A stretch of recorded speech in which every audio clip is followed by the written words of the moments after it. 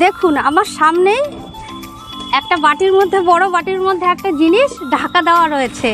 আজকে আমি এই রেসিপিটাই দেখাবো, কিন্তু কি সেটাই আপনাদের দেখাবো। আপনারা দেখি কিন্তু আবার কেউ বলবে না, ইস এইটা আবার কেউ দেখায় নাকি, আর এরকম হয় নাকি? হ্যাঁ, এটাই হয়, সেটাই আমি আপনাদের আজকে দেখাবো। জিনিসটা কি সেটাও দেখাচ্ছি। নমস্কার বন্ধুরা, আমি বাসন্তী, আপনারা দেখছেন great Indian food with Basanti channel. অন্যদিনের মতন আজও আমি একটা নতুন রেসিপি নিয়ে আপনাদের সামনে হাজির হয়েছি।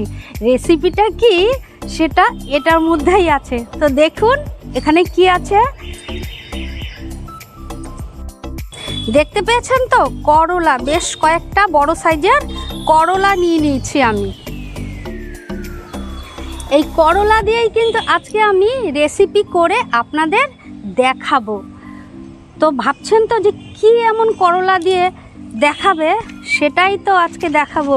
করলার মিষ্টি, অনেকেই করলা দেখে ভয় পায়, ইস তেতো ভালো লাগে না। আজকে কিন্তু ওরকম কিচ্ছু লাগবে না। করলার মিষ্টি মানে মিষ্টির মতনই খেতে লাগবে, আর ভীষণ ভালো খেতে হয়। এটা কিন্তু একদম প্রথম থেকে লাস্ট পর্যন্ত আপনাদের কিন্তু দেখতে হবে। যদি না দেখেন তাহলে কিন্তু বুঝতে পারবেন না যে এই করলা দিয়ে কত সুন্দর রেসিপি করা যায়, তাও আবার করলার মিষ্টি। তো চলুন এই করলার মিষ্টি আজকে আমি আপনাদের করে দেখাবো। আর খেতে যে কি ভালো, আপনারা আমার রেসিপিটা দেখে করবেন, তাহলেই বুঝবেন যে করলারও মিষ্টি হতে পারে। দেখুন এখানে আমি 4টে বড় বড় করলা নিয়ে নিয়েছি। করলাগুলো প্রথমে যা করতে হবে, প্রথমে স্টেপটা আপনাদের দেখিয়ে দিচ্ছি। এই করলাগুলো ছুলে নিতে হবে। এরকম একটা আলু ছোলার নিয়ে নেবেন, আলু ছোলার নিয়ে নেবেন। এই যে এই করলাগুলো কেন ছুলছি সেটাও আমি আপনাদের বলে দিচ্ছি। এটা ভালো করে করলা ছুলে নিতে হবে। পুরো করলাটাই আমি এইভাবে ছুলে নেব। দেখুন করলা আমি পুরো ছুলে নিয়েছি। দেখুন এই এবড়ো খেবড়ো যে সবুজ অংশটা থাকে না, ওটা আমি পুরো মানে ছোলানি দিয়ে ছুলে ফেলে দিয়েছি। এবার এটাই বেশি তেতো হয়, আর এটাই আমি ফেলে দিয়েছি। এবার কি করব, এই বোটার দিক থেকে কিছুটা কেটে নিলাম।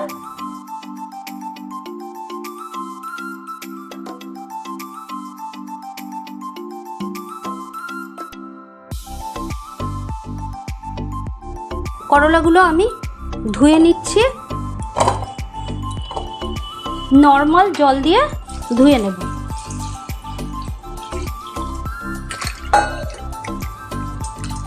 ধুয়ে প্লেটে রাখছি, ভালো করে একটু ধুয়ে নেব। এইভাবে প্রথমে একটু একদিকটা চিরবো, দুই দিকটা কিন্তু চিরবো না। জিনিসটা যেন গোটা থাকে সেই দিকে আমাদের খেয়াল রাখতে হবে।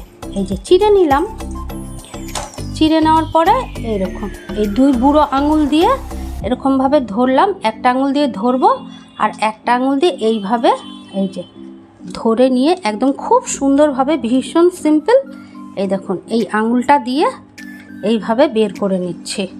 এই দেখুন পুরো একদম পরিষ্কার হয়ে পুরো দেখুন বেরিয়ে আসলো। এই যে একটু আছে ফেলে দিই। এই দেখেছেন তো কতটা সোজা, এইভাবেই আপনারা করবেন। গ্যাসটা আমি ধরিয়ে নিচ্ছি।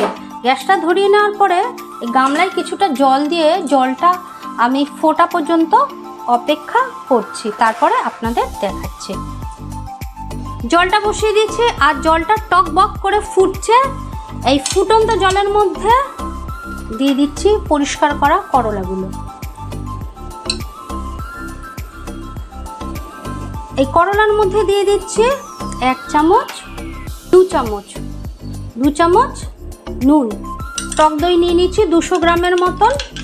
মিষ্টির দোকানের টক দই কিন্তু দেবেন না, এটা হচ্ছে গিয়ে রেড কাউ দইয়ের টক দই। আর মানে পুরো টক হতে হবে, মিষ্টি হলে হবে না।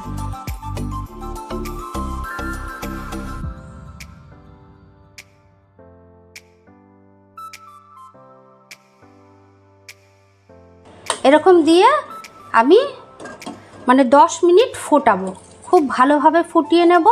নুন আর দইয়ের যে ল্যাকটিক অ্যাসিড থাকবে দুটোর কম্বিনেশনে পুরো তেতো ভাবটা কেটে যাবে। আর একটা ছোট্ট কথা, গ্যাসের ফ্লেমটা কিন্তু জোর করে দিয়ে ফোটাতে হবে, আস্তে করে দিয়ে ফোটালে কিন্তু হবে না। টকবক টকবক করে ফুটবে, তবেই কিন্তু তেতো ভাবটা কাটবে। এই দেখুন 10 মিনিট ফুল ফ্লেমে আমি ফুটিয়ে নেব। 10 মিনিট খুব ভালো করে আমি ফুটিয়ে নিয়েছি।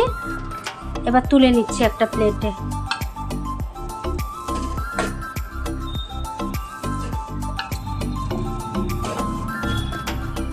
করলাগুলো আমি তুলে নিয়েছি।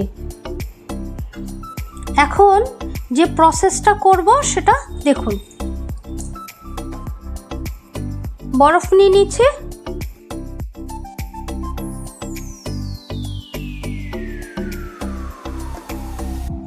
জল দিচ্ছি,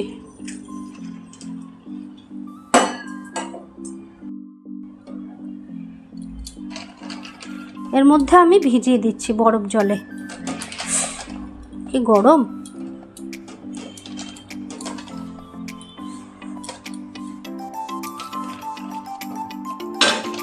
বরফ জলের মধ্যে এরকম ভিজিয়ে ঠান্ডা করতে হবে। 2-3 মিনিটের মতন আমি রেখে দিচ্ছি, তাতেই ঠান্ডা হয়ে যাবে। ঠান্ডা অলরেডি হয়ে গেছে, বরফ জল তো। এবার করে নিচ্ছি চিনির শিরা। চিনির শিরার জন্য একটু জল দিচ্ছি কড়াইতে, অল্প দেবো, বেশি দেবো না। দিয়ে দিচ্ছি 300 গ্রাম চিনি। শিরাটা কিন্তু ঘন করতে হবে। প্রথমে 300 গ্রাম চিনি দিয়েছি, আমার মনে হলো যে আরেকটু দেওয়ার দরকার, আমি আরও 100 গ্রাম এর সাথে অ্যাড করে দিচ্ছি। প্রথমে 300 গ্রাম দিয়েছি চিনি, আমার মনে হলো আরেকটু দেওয়া দরকার। টোটাল 500 গ্রাম করলার জন্য আমি 400 গ্রাম চিনি দিয়েছি। বরফ জল থেকে তুলে জল ঝরিয়ে চিনির রসের মধ্যে দিয়ে দিচ্ছি। করলার যে তেতো ভাবটা, তার কিন্তু আর কোনো নামও নিশানা নেই, পুরো নষ্ট হয়ে গেছে তেতো ভাব। ঘন রসের মধ্যে কিন্তু এটা ভালো করে ফোটাতে হবে। 7 থেকে 10 মিনিট পর্যন্ত ভালো করে ফুটিয়ে নিতে হবে। যদি ভাবেন অল্প চিনি দিয়ে ফোটাবো, কিন্তু হবে না, একদম ঘন রসের মধ্যেই ফোটাতে হবে। চিনির শিরার মধ্যে করলাগুলো জাল হচ্ছে। এবার একটু মাঝে মাঝে এরকম উল্টে পাল্টে দেবেন, তাহলে দুদিকটা সমানভাবে এই চিনির শিরায় জাল হবে। 10 থেকে 12 মিনিট পর্যন্ত আমি খুব ভালোভাবে ফুটিয়ে নিয়েছি। এই করলাগুলো পুরো স্পঞ্জের মতন হয়ে গেছে। গ্যাসটা নিভিয়ে দিচ্ছি। গ্যাসটা আমি নিভিয়ে দিয়েছি। 5 মিনিটের মতন এই শিরার মধ্যে আমি ভিজিয়ে রেখে দিচ্ছি।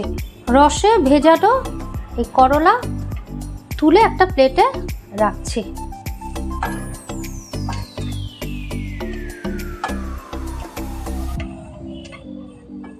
একটু রেখে দিচ্ছি ঠান্ডা হওয়ার জন্য।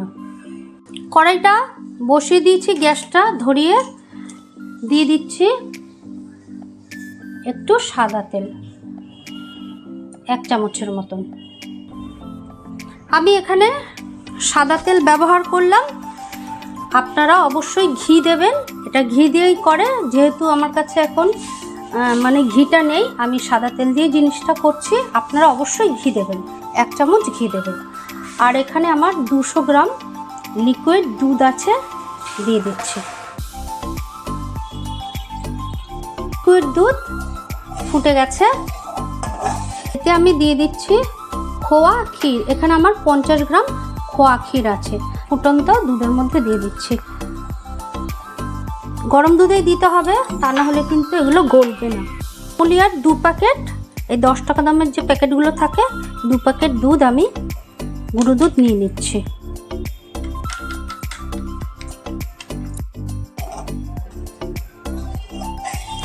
খোয়া ক্ষীর অবশ্যই আপনাদের গলিয়ে নিতে হবে, তা না হলে কিন্তু এই দলা পাকানো থাকলে হবে না। গলিয়ে নিয়েছি, পুরো গলে গেছে দেখুন। এই গুঁড়ো দুধ আমি দিয়ে দিচ্ছি, অল্প অল্প করে দেব আর নাড়তে থাকবো, তা না হলে দলা পাকিয়ে যাবে। আর গ্যাসের ফ্লেমটা একদম মিডিয়াম টু লোতে রেখে জিনিসটা করতে হবে। অল্প অল্প দেব আর গরম দুধের মধ্যে এইভাবে গুলিয়ে নিতে হবে। এই মিষ্টির পুরটা একদম শুকিয়ে নিতে হবে। আর আপনারা পারলে একটু ননস্টিকের মানে প্যান বা কড়াইতে করবেন, তাহলে লাগবে না। দেখুন এই দলা পাকিয়ে যাচ্ছে, এবার গ্যাসটা নিভিয়ে দেবো, এটা শক্ত হয়ে যাবে। গ্যাসটা আমি নিভিয়ে দিচ্ছি, এ দেখুন দলা দলা পাকিয়ে যাচ্ছে। এবার নিভিয়ে দিলে জিনিসটা টাইট হয়ে যাবে। বেশ কিছুটা কাজু নিয়ে নিয়েছি, কাজুগুলো একটু কেটে দিচ্ছি কাঁচি দিয়ে। সব কটা কাজু আমি কেটে নেব। কাজুগুলো আমি কেটে নিয়েছি, কাজুগুলো এই ক্ষীরের মধ্যে দিয়ে দেব। কাজু আপনারা চাইলে ঘিয়ের মধ্যে হালকা ভিজেও নিতে পারেন, আবার নাও ভেজে নিতে পারেন, কোনো অসুবিধা নেই। এই যে ভালো করে মিশিয়ে নিচ্ছে, দেখেছেন তো? এই দেখুন শক্ত শক্ত হয়ে গেছে। আর একটু থাকলে পুরোই দেখুন দলা পাকিয়ে গেছে, আর একটু থাকলে আরও শক্ত হয়ে যাবে। একটু ঠান্ডা করে নিচ্ছি, ঠান্ডা করে নিয়ে পুর ভরাটা আমি দেখিয়ে দিচ্ছি। তো করলার জন্য এই পুর আমার তৈরি হয়ে গেছে, একটু হাওয়াতে রাখছি, আরও টাইট হয়ে যাবে। পুর পুরো পারফেক্টলি রেডি হয়ে গেছে, শক্ত হয়ে গেছে। আমি করলার মধ্যে ভরে নিলেই আমার করলার মিষ্টি তৈরি হয়ে যাবে। দেখুন পুরো দলা পাকিয়ে গেছে, দেখেছেন তো? এই করলা আর এই পুর ঠেসে ঠেসে পুর ভরে দিতে হবে। এই যে পুরো পুর ভর্তি করে দেবেন।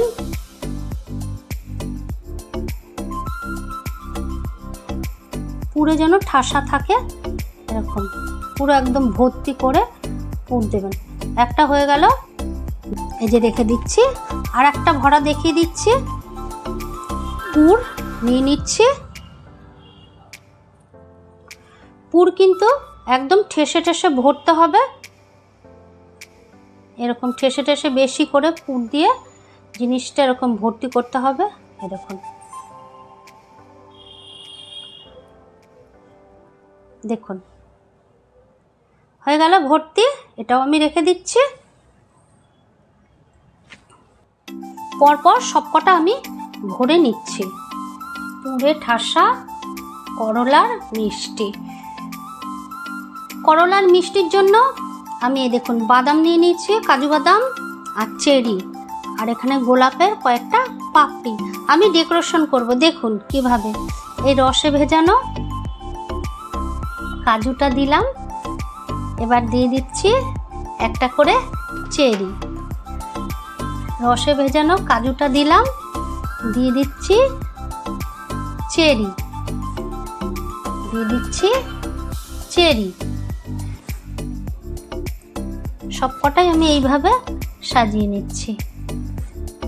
কাজু দিচ্ছি,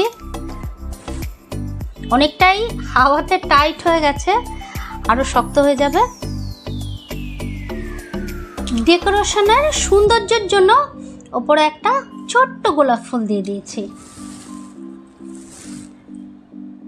সাইড দিয়েও একটা করে গোলাপের পাপড়ি দিয়ে দিচ্ছি। করলার মিষ্টি আমার একদম রেডি হয়ে গেছে, আর একটু বাকি আছে। আমি ফ্রিজে রেখে দেব আধ ঘন্টার মতো, তাহলে পুরো সেট হয়ে যাবে। করলা দেখে করো না তুচ্ছ, রেসিপিটা করে দেখো ভাই।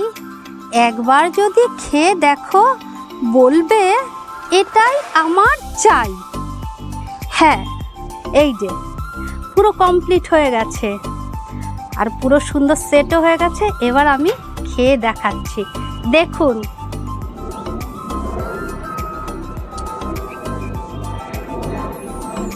তুলে নিলাম,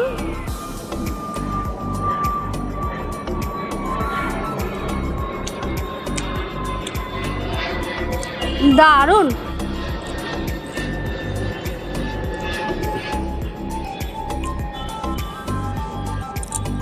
কাজু বাদাম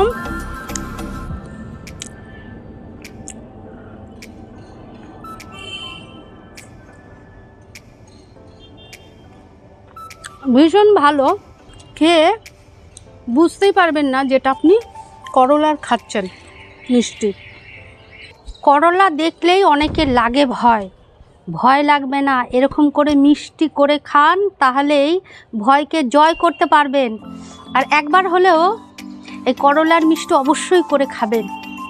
আপনারা নিজেরা করে নিজেরা যদি খান তাহলেই বুঝবেন যে সত্যি কেউ বলতেই পারবে না এটা করলা দিয়ে বানানো হয়েছে। কোনো তেতোর তো কোনো নামগন্ধই নেই, এতটা সুন্দর। আপনারা যদি এখানে থাকতেন অবশ্যই আপনাদের খাওয়াতে পারলে নিজেকে ধন্য মনে করতাম, কিন্তু আপনারা তো নেই। তাই বলবো অবশ্যই আপনারা আপনাদের বাড়িতে করে খান, পুরো একদম ইউনিক, না খেলে বুঝবেনই না যে এত সুন্দর। তো আজ এই পর্যন্ত। আমার ভিডিওটা যদি অবশ্যই ভালো লাগে আর রেসিপিটা যদি ভালো লেগে থাকে অবশ্যই বেশি বেশি করে লাইক করবেন, শেয়ার করে দিন আর কমেন্ট করে জানান কেমন লাগলো। অবশ্যই কিন্তু আমার চ্যানেলটিতে যদি সাবস্ক্রাইব করা না থাকে অবশ্যই সাবস্ক্রাইব করে দেওয়ার অনুরোধ রইল।